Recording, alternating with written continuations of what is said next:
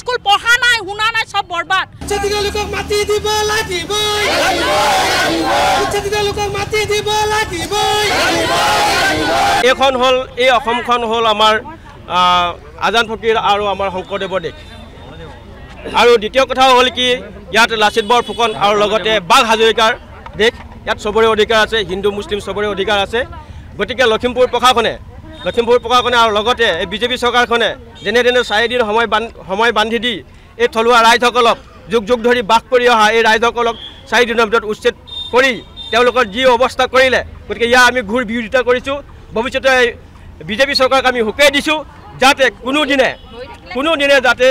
আৰু এই উচ্ছেদ অভিযান তেওঁলোকে চলাব নোৱাৰে আমি আজি এই আপোনালোকৰ যোগেদি আমি তেওঁলোকক সকিয়নি দিছোঁ আৰু লগতে এই ভাৰতবৰ্ষত ইয়াত যিমানখিনি মানুহ ইয়াত যদি এটা যদি বাংলাদেশী আছে অসম চৰকাৰ তথা বিজেপি চৰকাৰক আমি প্ৰমাণ কৰি দিব কৈছোঁ যে ইয়াত যদি বাংলাদেশী এজন যদি আছে তেতিয়াহ'লে বহিষ্কাৰ কৰি দিয়ক যদি বাংলাদেশী নাই তেতিয়াহ'লে তেওঁলোকে 4 দিনৰ ভিতৰত কেনে এইসকল মানুহক এই দুখীয়া মানুহক কিয় উচ্ছেদ কৰিলে আৰু ইয়াত ক্ষতিপূৰণ আজিলৈ কিয় দিয়া নাই আৰু লগতে আৰু এটা কথা আমি কৈ দিওঁ আমাৰ মাজত হিন্দু মুছলিম আমাৰ কোনো ভেদভাৱ নাই গতিকে ইয়াত হিন্দুত্ব নচলিব হিন্দুসকলক তেওঁলোকে ভেটি প্ৰদান কৰিছে কিন্তু আমাৰ ইয়াত খিলঞ্জীয়া মানুহ আছে বাঘ হাজৰিকা আৰু ফেমিলিও মানুহ আছে গতিকে তেখেতসকলক উচ্ছেদ কৰি পেলাই অকলে হিন্দু সম্প্ৰদায়ৰ মানুহসকলক উচ্ছেদিতসকলক ভূমি প্ৰদান কৰিছে গতিকে আমি কোনো পৰ্যায় মানি ল'ব নোৱাৰোঁ যিসকল আমাৰ খিলঞ্জীয়া ইয়াত আছে বসবাস কৰি আছে সকলোকে মাটি দি তেওঁলোকক ক্ষতিপূৰণ দি সংস্থাপন কৰিবৰ কাৰণে আমি বিনম্ৰ অনুৰোধ জনাইছোঁ আৰু নহ'লে আমি অতি সোনকালে আমি 44 ঘণ্টা আমি সময়সীমা বান্ধি দিছোঁ জিলা প্ৰশাসনক আৰু লগতে অসম চৰকাৰক যদি এই সময়সীমাৰ ভিতৰত যদি আমাক এটা সুস্থিৰ যদি আমাৰ পৰিৱেশলৈ আনি নিদিয়ে তেতিয়াহ'লে আমি অনতিপলমে এই 48 ঘণ্টাৰ ভিতৰত তাৰ পাছতে আমি লখিমপুৰ বন্ধৰ ঘোষণা আমি কৰিবলৈ আমি বাধ্য থাকিম আৰু লগতে মানৱ ডেকাকো আমি হুকিয়াই দিব বিচাৰিছোঁ যে মানৱ ডেকাৰ নিচিনা এইজন মানৱ ডেকাকেই এইসকল ৰাইজে ভোট দি জিকাইছিলে তেওঁ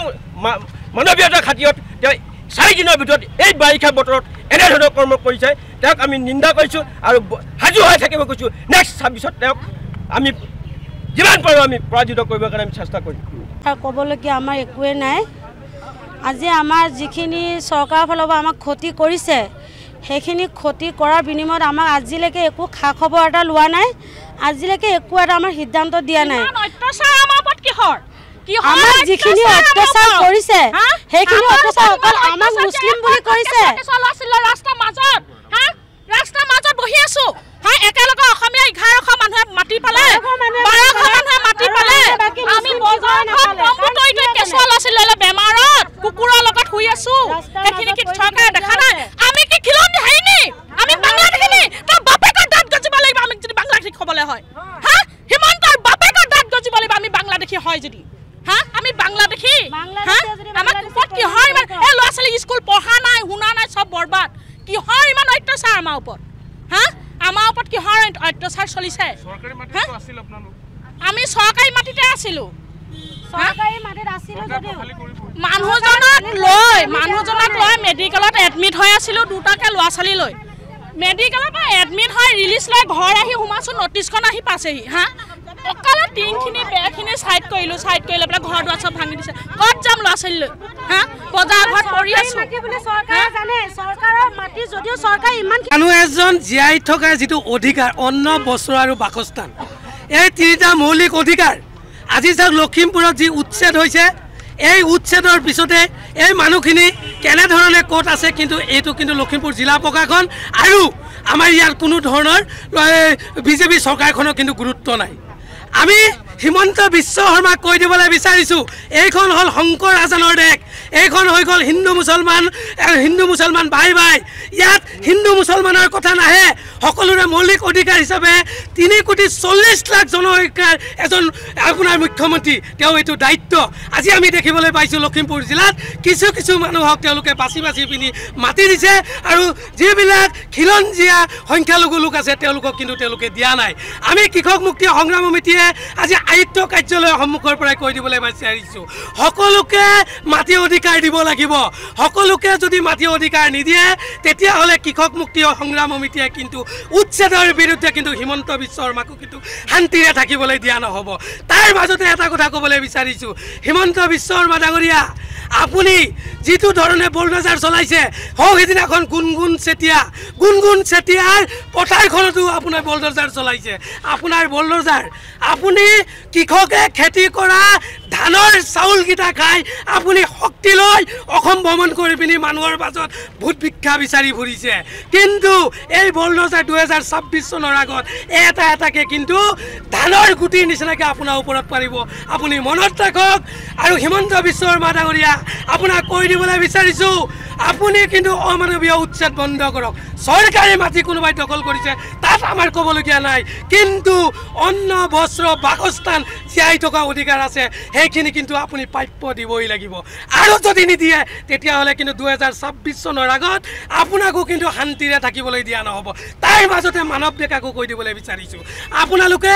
ৰাজনীতি কৰে খালি ভোটৰ স্বাৰ্থত সেইসকল ৰাইজৰ ওচৰত আপুনি কিন্তু 2021 চনত কিন্তু আপুনি ভোট ভিক্ষা বিচাৰি গৈছিলে আজিৰ দিনত আপুনি বিধায়ক হৈ পিনি আজিৰ দিনত কিন্তু এই মানুহখিনি কিন্তু বঞ্চিত কৰিছে 2026 চনত আপুনি এই লখিমপুৰ বিধানসভা খেলিব আপোনাকে কিন্তু প্ৰতিটোৰ দিব ৰাইজ সাজু হৈ আছে 3 দিনৰ আগত দিছিলে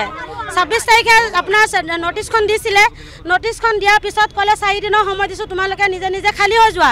আমি যিখিনি প্ৰাপ্য যিখিনি পাৰিছোঁ পৰাখিনি আমি চাইড কৰিছোঁ নোৱাৰাখিনিতো আমি কৰিব পৰা নাই কাৰণ কৰিছে যদিও চৰকাৰী মাটি চৰকাৰী লৈ লৈছে আমি বেয়া পোৱা নাই যিখিনি আমাৰ চিৰিং চুকত অসমীয়া মানুহখিনি আছিলে হিন্দু মানুহখিনিক উচ্ছেদ কৰাৰ বিনিময়ত সিহঁতক যদি 12 মানুহক 12 মানুহ দিছে মুছলিম 2ঘৰলৈ 14 মানুহ উচ্ছেদ হৈছিলে হিন্দু 12 দিছে আৰু মুছলিম 2 আছে বুলি সেই মুছলিম 2 দিয়া নাই কি মুছলিম আৰু হিন্দু ইয়াৰ মাজত কি ভেদাভেদটো আছে হিন্দু কাটিলে কি বেলেগ তেজ ওলাব নি নে মুছলিম কাটিলে বেলেগ তেজ ওলাব একে মাকৰ সন্তান হেতি এইখিনি অত্যাচাৰ কৰিব নালাগিছিলে যদিও কৈছে আমাৰ ক্ষতিপূৰণ চৰকাৰৰ ফালৰ পৰা আজিলৈকে একো দিয়া নাই আমাক যিখিনি ক্ষতিপূৰণ হৈছে তাৰ বিনিময়ত চৰকাৰে আমাক আজিলৈকে এটা খবৰ ল'বলৈ অহা নাই বা আজিলৈকে সোধা নাই তো কেনেকৈ আছে বা কি কথা ল'ৰা ছোৱালী পঢ়া শুনা বেমাৰ আজাৰ লৈ ৰাস্তা ঘাটত আমি পৰি থাকিবলগীয়া হৈছে আজি কিহৰ কাৰণে হৈছে এইখিনি কোনে কৰিলে চৰকাৰে যদি আজি এইটো ডিচিশ্যন নিদিলে হয় আজি কোনো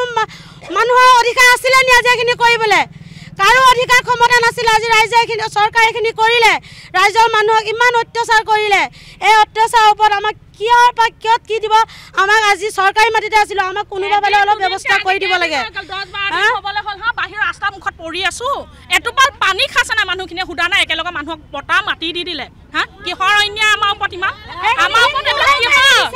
অন্যায় কিহৰ অন্যায় এ কোন কেঁচুৱা ল'ৰা-ছোৱালী লৈ পেলাই ৰাস্তা মুখত পৰি আছো এটোপাল পানী হুদা নাই ইমান